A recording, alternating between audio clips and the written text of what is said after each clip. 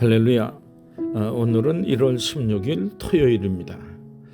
오늘 말씀은 마태복음 3장 1절에서 10절, 제목은 하나님 나라의 주연입니다. 2장에 나머지 부분이 있는데 형편상 이것을 생략하고 3장으로 넘어가게 됨을 여러분이 양해해 주시기 바랍니다. 먼저 마태복음 3장 1절부터 10절까지 성경 말씀을 봉독해 드립니다. 그때에 세례 요한이 이르러 유대 광야에서 전파하여 말하되 회개하라 천국이 가까이 왔느니라 하였으니 그는 선지자 이사야를 통하여 말씀하신 자라. 일러스되 광야에 외치는 자의 소리가 있어 이르되 너희는 주의 길을 준비하라. 그가 오실 길을 곧게 하라 하였느니라. 이 요한은 약털 옷을 입고 허리에 가죽띠를 띠고 음식은 메뚜기와 석청이었더라. 이때에 예루살렘과 온 유대와 요단강 사방에서 다 그에게 나와 자기들의 죄를 자복하고 요단강에서 그에게 세례를 받더니 요한이 많은 바리새인들과 사두개인들이 세례 베푸는 대로 오는 것을 보고 이르되 독사의 자식들아, 누가 너희를 가르쳐 임박한 진노를 피하라 하더냐. 그러므로 회개에 합당한 열매를 맺고 속으로 아브라함이 우리 조상이라고 생각하지 말라. 내가 너희에게 이르노니 하나님이 능히 이 돌들로도 아브라함의 자손이 되게 하시리라. 이미 도끼가 나무 뿌리에 놓였으니 좋은 열매를 맺지 아니하는 나무마다 찍혀 불에 던져지리라. 아멘. LA 지역에 살던 어느 목사님의 이야기입니다. 크지 않은 교회를 담당하고 계셨습니다. 70이 다 된 나이에도 열심히 신방하며 목회에 힘쓰셨는데 그분의 이름이 이주연이었다고 합니다. 영화에 주인공이 있고 조연이 있는 것처럼 주인공, 즉 주연이라는 뜻입니다.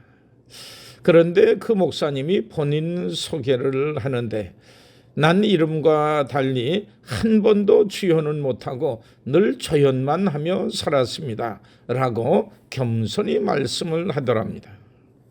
이런 소개에도 불구하고 그분이 사는 모습을 보게 될 때 이런 생각이 들었던 겁니다. 하나님 나라에서는 저렇게 겸손하며 주어진 사명을 작다 여기지 않고 대수롭지 않은 일이라고 무관심하지 않으며 죄를 위해서 최선을 다하며 바삐 사는 저분이야말로 하나님 나라의 주연이 아닌가라고 생각하게 되었다고 합니다.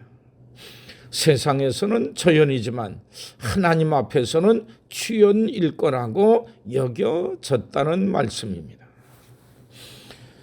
세례 요한이 어떤 연유로 해서 예수님이 오시는 길을 준비하는 선구자가 되었는지는 모릅니다. 하지만 하나님께 택한 백성으로서 합당치 않은 모습들을 보면서 이렇게 자책하게 되었던 것이죠. 우린 주님께로 돌아가야 합니다. 깨끗하고 신실하게 살아야 합니다. 말씀대로 살아야 합니다 하며 거룩하신 하나님의 백성이며 제사장 나라의 사명을 감당하는 이스라엘 민족, 이런 이스라엘 민족에 대한 꿈을 꾸던 사람이 아니었나 생각이 됩니다.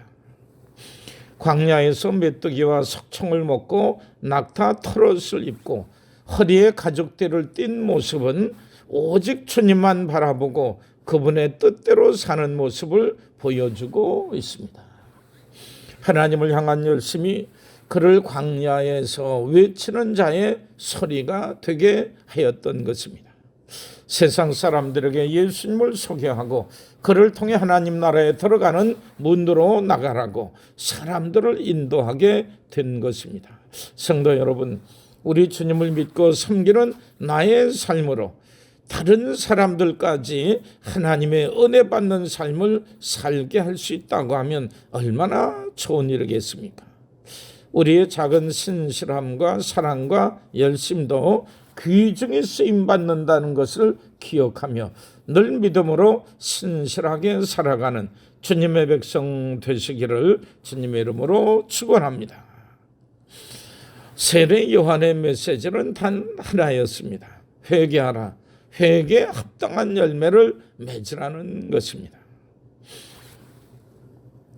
아브라함의 자손이란 말은 믿음으로 사는 사람이며 하나님의 명령에 순종하는 사람이며 하나님께서 주신 사명, 이웃에게 복을 전해주는 복의 근원 되는 일을 하는 사람이라고 말할 수 있습니다.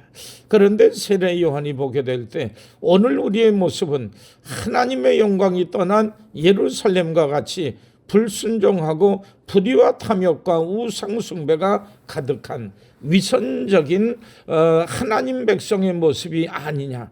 우리 하나님께서는 이 돌덩이를 가지고도 아브라함의 자손을 만드실 수 있다라고 하면서 책망과 저주의 말씀을 전하게 되었던 겁니다. 엘리야, 이사야, 예레미야와 같이 회개하고 돌이키지 아니하면 나무마다 찍혀 불에 던져지리라는 회개의 촉구를 했건만 결국 돌이키지 아니하여 메시아를 거절하고 허황된 열망에 빠졌을 때 기원 70년에 또다시 예루살렘이 로마에 함락되는 비극을 맞이하게 되었던 것입니다.